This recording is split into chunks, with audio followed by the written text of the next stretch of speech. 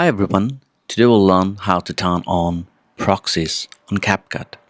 So first open CapCut and then go to this settings. Click here and then go to the settings. It will load, move the performance tab. Here you'll see this option called proxy.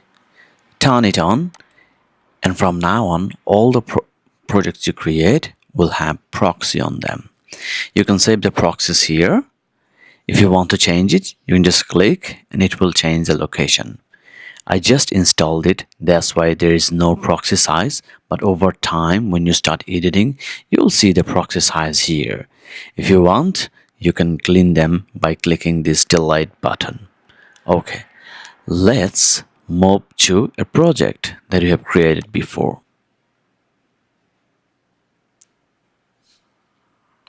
Okay, now we have a project on.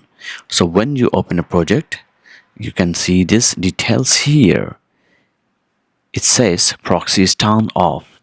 So I created this project before I turned on the proxy. So in order to change that, or even if you have the proxy turned on, you can click modify. Once you click the modify, you'll see some option called performance. You have to turn it on. If it is already turned on, you don't have to worry. However, if you want to change the resolution, you have this option which is 720p or 540p. If you have a really poor PC which is struggling, go with the 540p.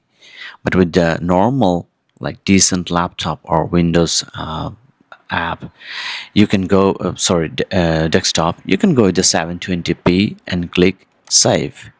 So this is how you turn on the proxy, and since you already did that on this project, it already started transcoding. So this is how you enable proxy on new projects and also the projects that you have created before. If you like the video, please thumbs up and subscribe to our channel. Thanks a lot.